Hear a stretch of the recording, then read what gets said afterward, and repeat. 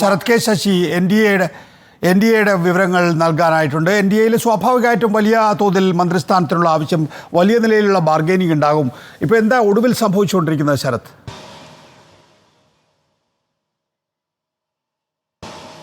നികേഷ്, തിരക്കിട്ട കൂടിയാലോചനകൾ NDA ക്യാമ്പിൽ നടക്കുന്നു. അതുപോലെ തന്നെ BJPയുടെ നേതൃതലത്തിൽ നടക്കുന്നു. നാളെ സത്യപ്രതിജ്ഞാ ചടങ്ങ് വൈകിട്ട് നടക്കാനിരിക്കുകയാണ്. ഇതുവരെ ഓരോ ഘടകകക്ഷികൾക്കും എത്ര വീതം മന്ത്രിസ്ഥാനം ലഭിക്കുമെന്നത് സംബന്ധിച്ചിട്ടുള്ള ഒരു അന്തിമ ധാരണയിലേക്ക് എത്തിയിട്ടില്ല. അതുപോലെ തന്നെ BJPയുടെ മന്ത്രിമാരായി ആരൊക്കെ വരും, അതിന് എന്തൊക്കെ മാനദണ്ഡങ്ങളായിരിക്കണം സ്വീകരിക്കേണ്ടത് തുടങ്ങിയ കാര്യങ്ങളിലൊക്കെ തന്നെ ഒരു അന്തിമമായ ഒരു ചിത്രം തെളിയാത്ത ഒരു സാഹചര്യമുണ്ട്.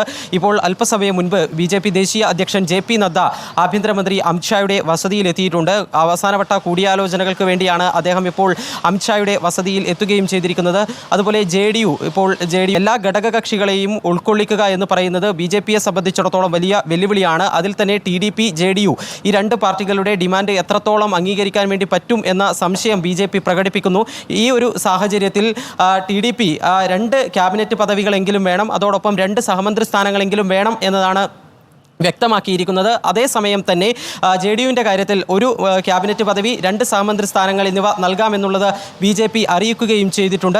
ഇതെല്ലാം തന്നെ ഇന്ന് വൈകിട്ടോടുകൂടിയെങ്കിലും മന്ത്രിമാരുടെ ഒരു പട്ടിക രാഷ്ട്രപതി ഭവന് കൈമാറാൻ വേണ്ടിയുള്ള ഒരു ശ്രമമാണ് BJPയുടെ ഭാഗത്തു നിന്ന് ഉണ്ടാകുന്നത്. കഴിഞ്ഞ 2019 രണ്ടാം മോദി മന്ത്രിസഭയുടെ സത്യപ്രതിജ്ഞാ സമയത്ത് അവസാന മണിക്കൂറിലാണ് എല്ലാ മന്ത്രിമാരും ആരാണ് എന്നതിനെ സംബന്ധിച്ചിട്ടുള്ള ഒരു രൂപം ലഭിച്ചത്. സുരേഷ് ഗോപിയുടെ കാര്യത്തിൽ ഏതാണ്ട് ഉറപ്പായി കഴിഞ്ഞിട്ടുണ്ട്. പക്ഷേ കേരളത്തിന് 2ാം മന്ത്രി ഉണ്ടാകുമെന്നുള്ളൊരു അഭ്യൂഹമുണ്ട്. സുരേഷ് ഗോപിയുടെ കാര്യത്തിൽ ഏറെക്കുറെ നമുക്ക് ഒരു മന്ത്രിസ്ഥാനം ഉറപ്പിക്കാം. അത് ക്യാബിനറ്റ് പദവി ആയിരിക്കുമോ അല്ല സ്വതന്ത്ര ചുമതലയുള്ള സഹമന്ത്രി സ്ഥാനമായിരിക്കുമോ എന്നുള്ള കാര്യത്തിലൊക്കെയാണ് വ്യക്തത വരേണ്ടത്.